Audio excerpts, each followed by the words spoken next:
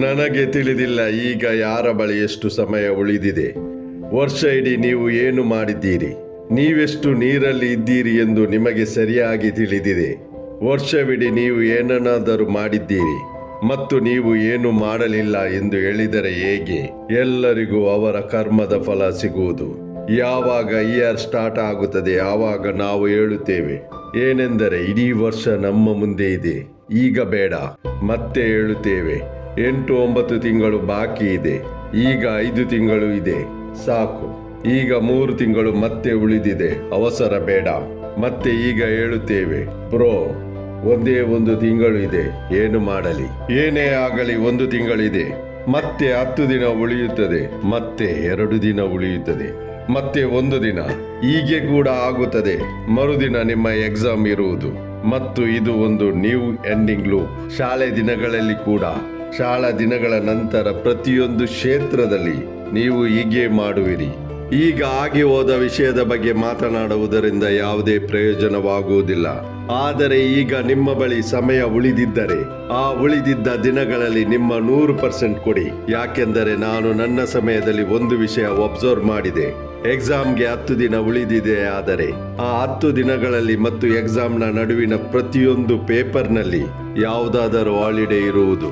ಯಾರಾದರೂ ಮನಸ್ಸಿಟ್ಟು ಆ ದಿನಗಳಲ್ಲಿ ಒಳ್ಳೆಯ ರೀತಿಯಲ್ಲಿ ಓದುವುದನ್ನು ಅಭ್ಯಾಸ ಮಾಡಿದರೆ ಅವರು ಒಳ್ಳೆಯ ಪರ್ಫಾರ್ಮ್ ಮಾಡಬಲ್ಲರು. ಷರತ್ತು ಏನೆಂದರೆ ಅವರು ಮನಸ್ಸಿಟ್ಟು ಉಳಿದಿದ್ದ ದಿನಗಳಲ್ಲಿ ತನ್ನ 100% ಕೊಡಬೇಕು. ಮತ್ತು ಲಕ್ ಇದೆ ಆದರೆ ಬಹುಶಃ ನಿಮ್ಮ ಎಕ್ಸಾಮ್ಗೆ ತುಂಬಾ ದಿನ ಉಳಿದಿದೆ ಮತ್ತು ಕೆಲವರ ಎಕ್ಸಾಮ್ ನಡೆಯುತ್ತಿದೆ. ನಿಮ್ಮ ಬಳಿ ಸಮಯವಿದ್ದರೆ ಉಳಿದಿದ್ದ ಸಮಯದಲ್ಲಿ ಆದರ್ಶ ಪುರುಷ ಶ್ರೀರಾಮನ ತರ ಜೀವಿಸು.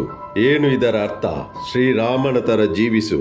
ಯಾವ ರೀತಿಯಲ್ಲಿ ಶ್ರೀರಾಮನು 14 ವರ್ಷ ವನವಾಸ ಮಾಡಿದ್ದರು ಅದೇ ರೀತಿಯಲ್ಲಿ ನಿಮ್ಮ ಉಳಿದಿದ್ದ ದಿನದಲ್ಲಿ ಅವರ ರೀತಿಯಲ್ಲಿ ಜೀವನ ನಡೆಸಬೇಕು.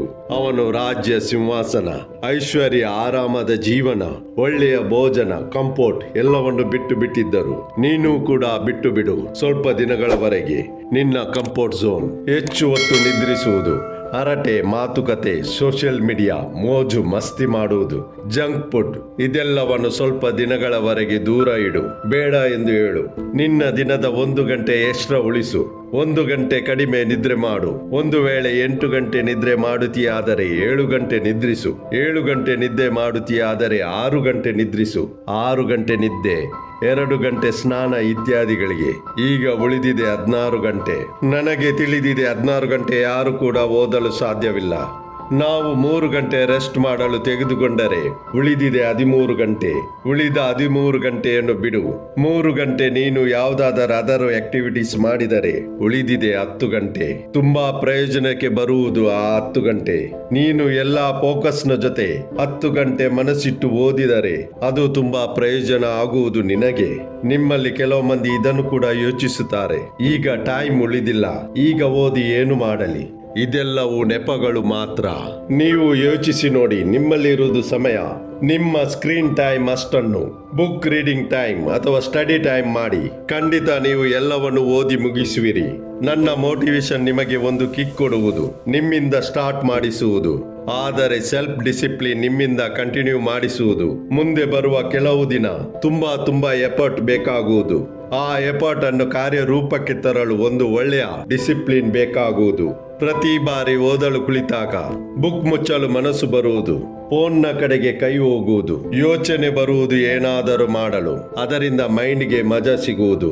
ಆ ಮಜಾವನ್ನು ಇಗ್ನೋರ್ ಮಾಡಲು ಮತ್ತು ನಿಮ್ಮ ಸ್ಟಡಿಯನ್ನು ಕಂಟಿನ್ಯೂ ಮಾಡಲು ಕೂಡ ನಿಮಗೆ ತುಂಬಾ ಸೆಲ್ಫ್ ಡಿಸಿಪ್ಲಿನ್ ಕೂಡ ಬೇಕಾಗುವುದು.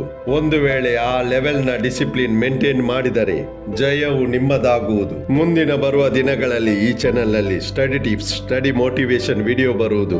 ಎಕ್ಸಾಮ್ ಟೈಮ್ನಲ್ಲಿ ನಿಮಗೆಲ್ಲರಿಗೂ ತುಂಬಾ ಸಹಾಯವಾಗುವುದು. ಅದನ್ನು ಮಿಸ್ ಮಾಡದೆ ಇರಲು ಸಬ್ಸ್ಕ್ರೈಬ್ ಮಾಡಿ, ಬೆಲ್ ಐಕಾನ್ ಪ್ರೆಸ್ ಮಾಡಿ.